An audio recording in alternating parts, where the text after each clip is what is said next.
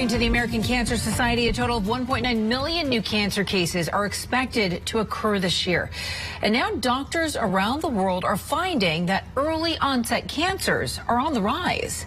The term refers to people diagnosed with cancer before the age of 50.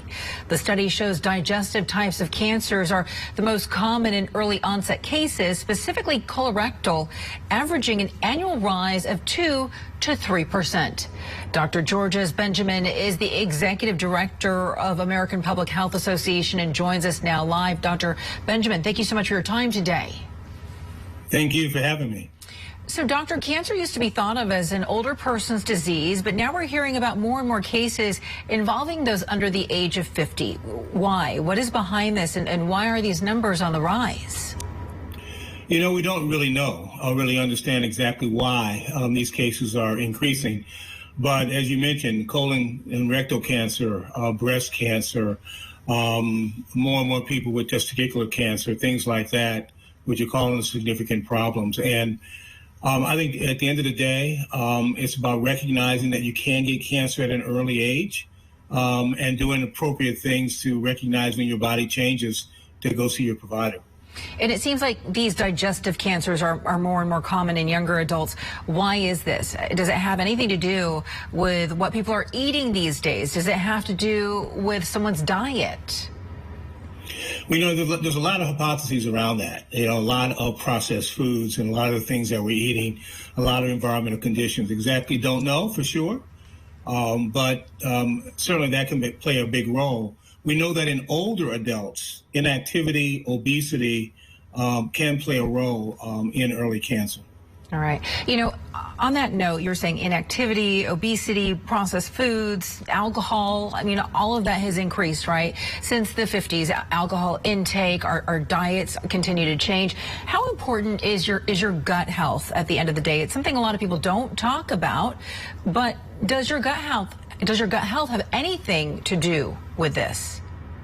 Well, there's no question about that. You know, increasingly we know that the microorganisms in our guts, the microbiomes in our intestinal systems play a huge role in our ability to digest foods, to properly move waste through our system, and control our bodies in terms of our body weight. So eating better and making sure that you're paying attention to changes in your body, whether it is changing your bowel habits, whether it is blood in your stool, all those kinds of things are very, very important. When they change, go see your provider. All right, let's go ahead and talk demographics for just a moment. Are there any groups that are more at risk than others? So certainly women tend to be more at risk, and die more than the men do, the younger men. But currently people of color, particularly African-American women with breast cancer, is a really big concern that we have and there may be a genetic component to that. And more African-American women are getting breast cancer at a younger age. And of course, it means that we need to do mammography at a younger age in that population. All right. So you want to start thinking about these things a lot earlier than maybe we have, in the past. And the thing that I've noticed is it seems as though these numbers continue to grow and have grown steadily over the past 30 years. What does that mean? Will this trend continue? Will these numbers continue to go up, meaning that people that are born today will have an even greater risk of cancer? I think that in our environment that we're going to see changes in the risk factors. And the good news is that we have less and less people smoking, so we're going to see less lung cancer. But that also gives the opportunity for other cancers to become more prevalent. So for men, doing testicular self-exams is going to be very important. Everyone should be checking their stool habits. Everyone should be checking for blood. Women should be doing a breast self-examination as quickly as possible. Everyone should be doing an oral exam, particularly going to see your dentist to make sure that you don't have lesions in your mouth. And certainly when you get an infectious disease that may be cancer prone, like human papillomavirus, which has a higher risk of many of the genital cancers. People need to watch when they have those diseases for cancer several years later. All right, you just named a lot of different preventive measures that people can look out for in the meantime, but do you have any other advice, especially in terms of a person's lifestyle? Obviously eating the best you can, becoming as physically active as you can, staying out of the sun so that you avoid skin cancers can play a big role in improving your lifestyle and helping with longevity.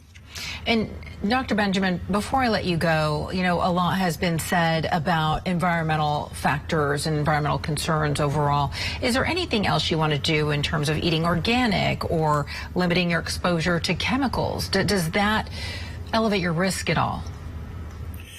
Yes, there's no question that we don't know enough about all of the things that go in our food. We make lots of assumptions about how safe our food is. And so to the extent you can eat chemical-free food, to the extent you can eat more organically, to the extent you can eat food that is closer to where that food is prepared, and eating that food at home, preparing the food yourself, is certainly going to be safer as we go through life. So much to think about here. Dr. Georges Benjamin from the American Public Health Association. Dr. Benjamin, thank you so much for your time today. We do appreciate it.